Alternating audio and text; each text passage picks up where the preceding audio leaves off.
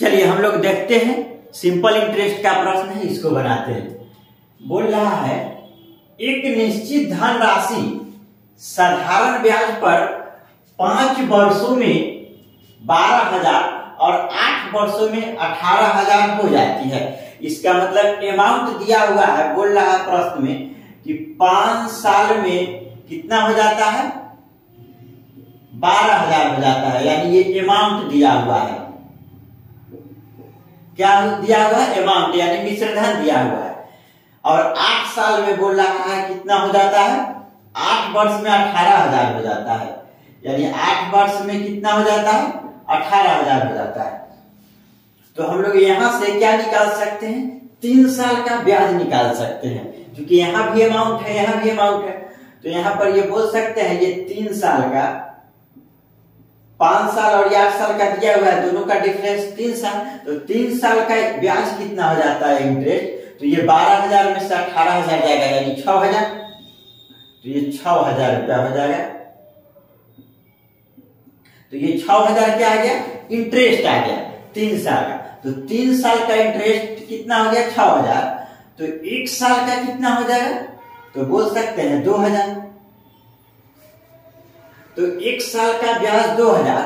तो हम 5 साल का ब्याज निकाल सकते हैं।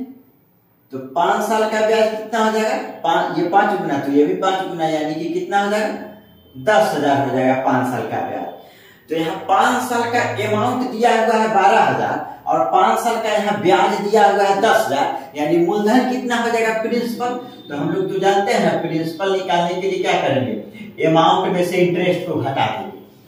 तो यहाँ 5 साल का, तो प्रिंसिपल निकालने के लिए क्या करेंगे, तो ये प्रिंसिपल निकाला है, तो प्रिंसिपल बराबर अमाउंट कितना है 5 साल का, तो 5 साल का अमाउंट है 12,000 और 5 साल का इंटरेस्ट कितना है 10,000। तो 10,000 ये घटा देंगे तो क्या हो जाएगा, यानी कि ये 2,000 निकल गया हमारा प्रिंसिपल, यानी कि मूलधन। तो मूलधन 2,000 रुपया है और 1 साल का ब्याज है 2,000 रुपया।